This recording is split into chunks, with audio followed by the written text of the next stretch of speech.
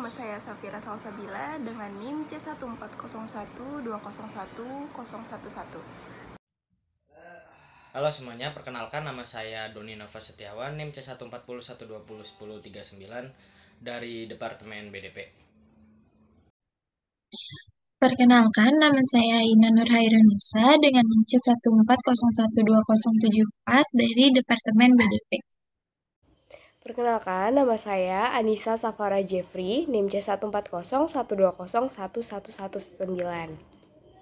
Halo semuanya, perkenalkan nama gue Taufik Hidayat dengan NIM C5401201058 dari Departemen Ilmu dan Teknologi Kelautan.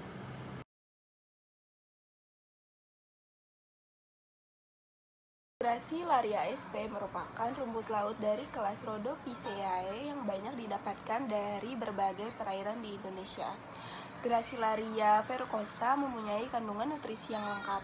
Secara kimia, rumput laut terdiri dari air sebanyak 27,8%, protein 5,4%, karbohidrat 33,3%, lemak 8,6%, serat 3%, dan abu sebanyak 22,25%.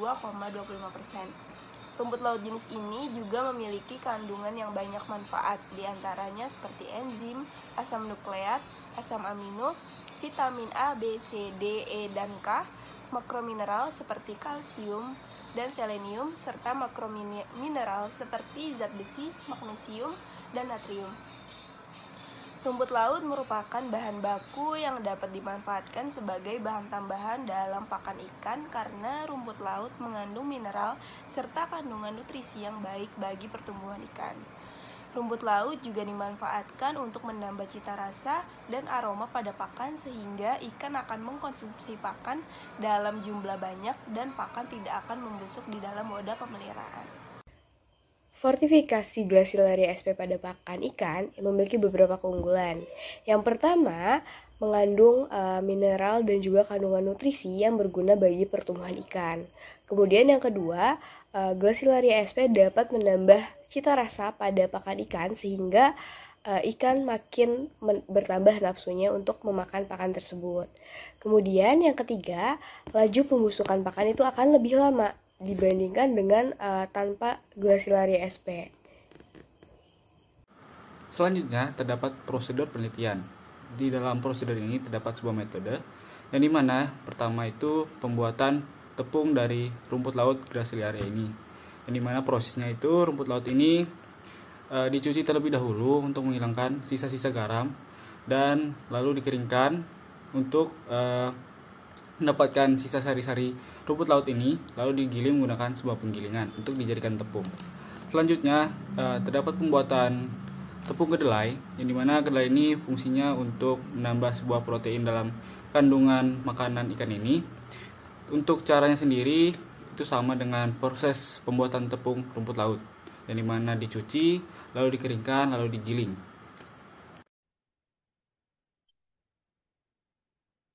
Metode selanjutnya setelah rumput laut diekstrak menjadi tepung dan pembuatan tepung ikan, kemudian dilanjutkan dengan metode formulasi pakan.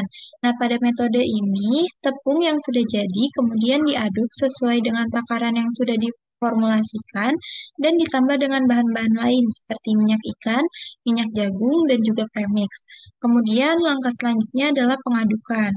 Nah, pada langkah ini, pengadukan dimulai dari sumber bahan yang berjumlah sedikit hingga yang berjumlah besar. Kemudian setelah bahan tercampur, bahan yang sudah tercampur diberi air panas sebanyak 200 ml dan diaduk hingga tercampur rata.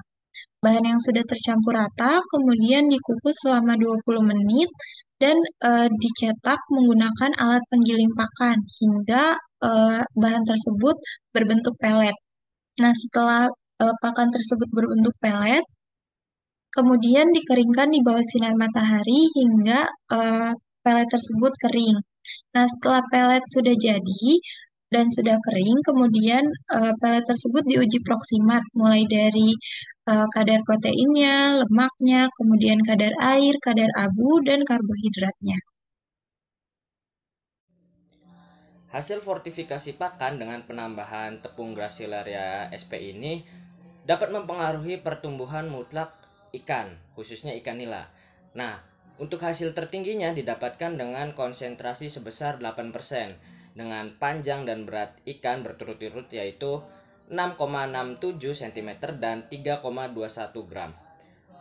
Oleh karena itu, bisa disimpulkan bahwa tepung Gracilaria ini berpotensi untuk dimanfaatkan sebagai bahan baku pakan, khususnya di pakan ikan nila ini.